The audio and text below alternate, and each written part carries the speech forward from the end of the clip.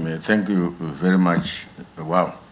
On the question on voluntary retirement and or other ways of shedding off the excess personalities or persons that are in ZESA because of this restructuring, yes, there are a number of people who have already indicated that they want to retire voluntarily.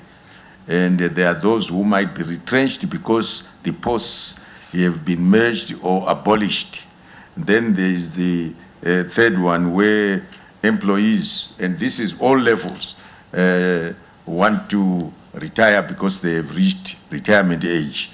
All these ZESA has taken care of in terms of paying out their salaries in terms of the law. Retrenchment is governed by the Labour Act, and that will be followed.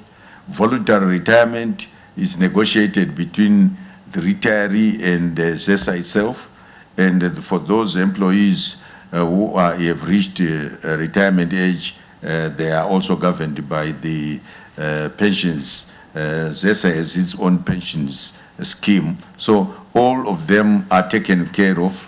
And that's part of what ZESA has done in order to restructure. Financially, I think because of this cost-reflective tariff that ZESA has been enjoying, we know that they've put this money aside. That's on the voluntary retirement, which is most of the people are opting for that. The current status of supply, yes, we want to continue to assure the nation that ZESA will continue to supply.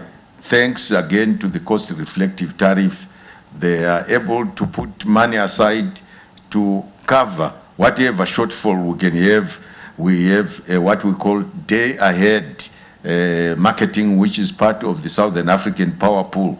So if there's a shortfall of whatever size, you go in the market in the region, and there are places where there is excess, and that excess can be mopped up on a daily basis by those who have shortages, and ZESA goes in the market to do this.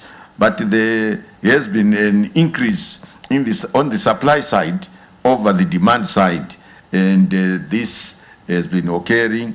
That's why we have no load shedding. And we want to make sure that this can continue. And what we were presenting in Cabinet today is a number of measures that ZESA is taking in order to assure the nation that there will be less disruption of supply by ZESA, because energy as an enabler is very critical.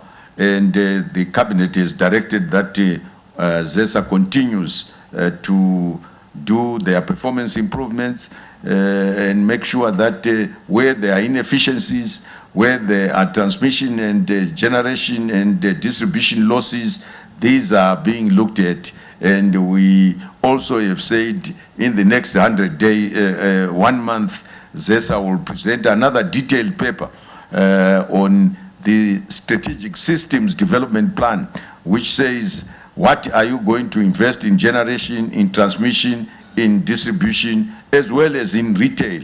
And so this is what ZESA is doing.